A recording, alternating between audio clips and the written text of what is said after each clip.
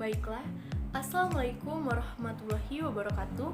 Perkenalkan, kami dari kelompok 2 yang beranggotakan 3 orang. Yang pertama itu ada Anti Maruyati, yang kedua saya sendiri, Anissa Putri Berlian, dan yang ketiga Desti Martiza.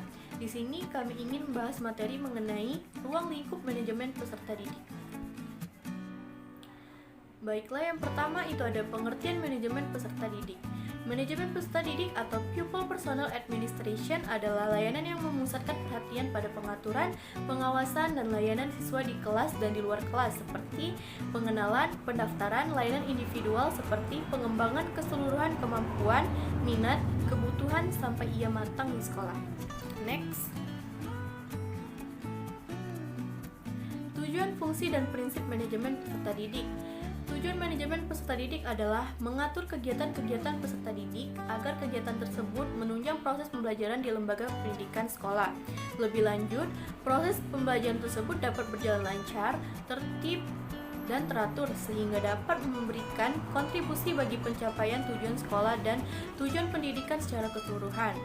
Fungsi manajemen peserta didik adalah sebagai wahana bagi peserta didik untuk mengembangkan diri seoptimal mungkin, baik yang berkenaan dengan segi-segi individualitasnya, segi sosial, aspirasi, kebutuhan, dan segi potensi peserta didik lainnya. Yang selanjutnya itu ada prinsip manajemen peserta didik. Yang pertama, dalam mengembangkan program manajemen peserta didikan, penyelenggara harus mengacu pada peraturan yang berlaku pada saat program dilaksanakan. Yang kedua, manajemen peserta didik dipandang sebagai bagian keseluruhan manajemen sekolah. Yang ketiga, segala bentuk kegiatan manajemen peserta didik haruslah mengemban misi pendidikan dan dalam rangka mendidik peserta didik. Yang keempat, kegiatan-kegiatan manajemen peserta didik haruslah diupayakan untuk mempersatukan peserta yang mempunyai keragaman latar belakang dan punya banyak perbedaan. Yang kelima, kegiatan manajemen peserta didik haruslah dipandang sebagai upaya pengaturan terhadap pembimbingan peserta didik. Yang keenam, kegiatan manajemen peserta didik haruslah mendorong dan memacu kemandirian peserta didik. Dan yang terakhir, kegiatan manajemen peserta didik haruslah fungsional bagi kehidupan peserta didik, baik di sekolah lebih-lebih di masa depan.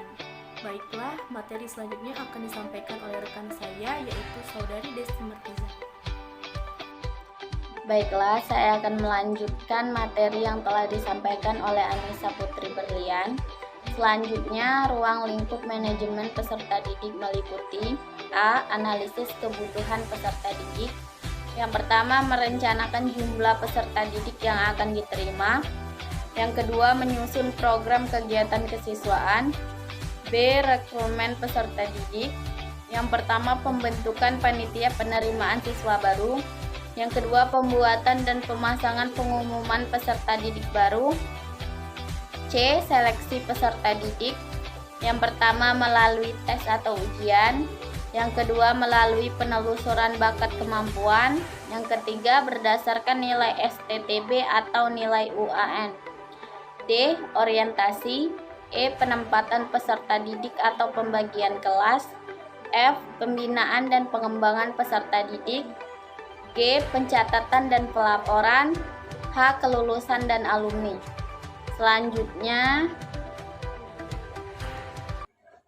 Selanjutnya, layanan khusus yang menunjang manajemen peserta didik. A. Layanan bimbingan dan konseling. B. Layanan perpustakaan. C. Layanan kantin atau kafetaria. D. Layanan kesehatan. E. Layanan transportasi sekolah. F. Layanan asrama. Materi selanjutnya akan disampaikan oleh Anti Maruyati. Bismillah, baiklah, saya akan meneruskan membaca materi dari Saudari Desti, yakni studi kasus. Setiap tahun ajaran baru, sekolah disibukkan oleh kegiatan penerimaan siswa baru.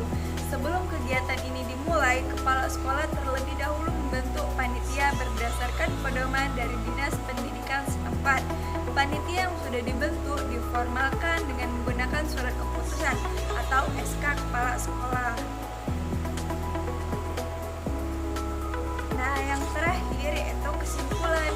Kegiatan manajemen peserta didik merupakan bagian penting yang harus diperhatikan dalam penyelenggaraan kegiatan pendidikan di sekolah. Pengadaan kegiatan manajemen peserta didik diharapkan dapat menghasilkan keluaran yang bermutu. Terima kasih. Mungkin ini saja yang dapat kami sampaikan.